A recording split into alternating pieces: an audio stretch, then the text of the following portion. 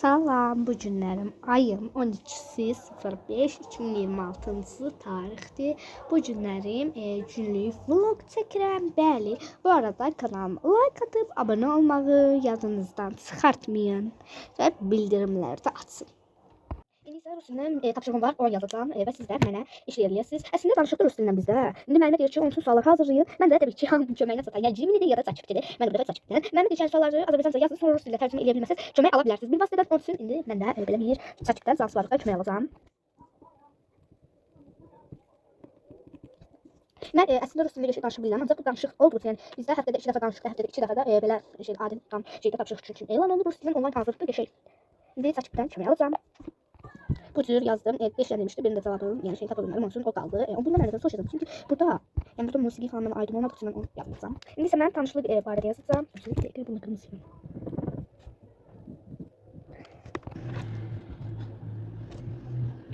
Salam. Salam.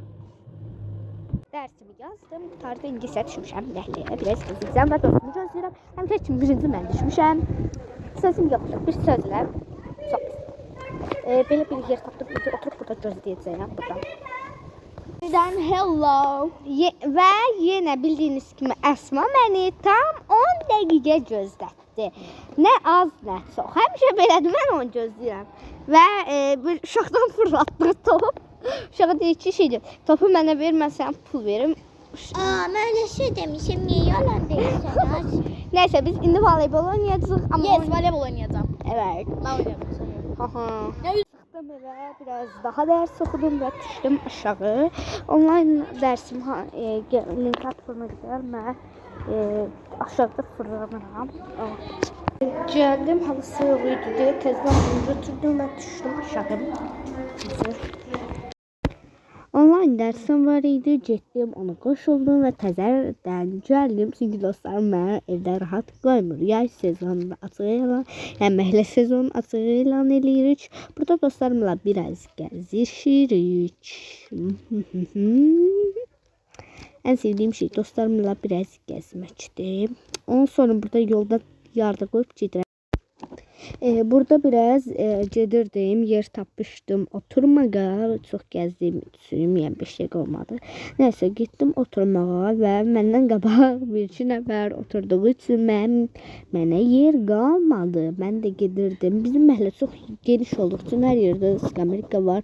O da olmasa turnik var. Mən gidib onun üstündə oturacağam. Bu cür. Bu arada mən video çəkdikdə, yəni sağ olsunlar, məni takip edirlər, yəni.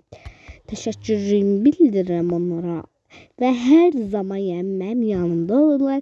Bir dostumuz da dedi ki, mən də göstər roliki ilə bərabər onu da göstərdim. Mən çox yaxın takip eləyirdiyinə görə heç bir zaman məni tək qoymazlar mənim. Burada biraz turnikə çıxdım, yəni bildiyiniz kimi. Və sonra turnikədən əmin olmadım çünki yerlənirdi və düşdüm aşağıya olmalıydı o söz. Aşağıya düşdüm və düşmək istəyirdim burada. Belə manifest deyə bir rus qızlarımla manifest. Neysə, mənim ağlımı bəzən belə səsləndirmə eləci şey, sizinlə danışdıqda, diyaloq qurduqda hər zaman ağlıma bir ki mahnı gəlir və onları da deyirəm. Çünki siz mənim canlarımsınız. Burada da bir uşaq, yəni və yaxşı uşaqdır. Arxamı, peşimi qoymur, rahatca gəzin. Amma siz təki mənimlə gəzmək istəyin dostlar. Burada da yaxınlığını ölçürdüm ki, nə qədər yaxını çəkir, ya vaxtda nə qədər uzağı çəkir. Onun tam neçə uzağı yaxın çəkirdi bu cür. İndi biraz da gəzirəm. Qardaşımın skuterını fırlatmışam. Allahu Ekber! Skuterını koydum, uzağından qaçdım. Uşaqdır mən baxın. Ay! Cəmaatın blokuna girəcəm ya.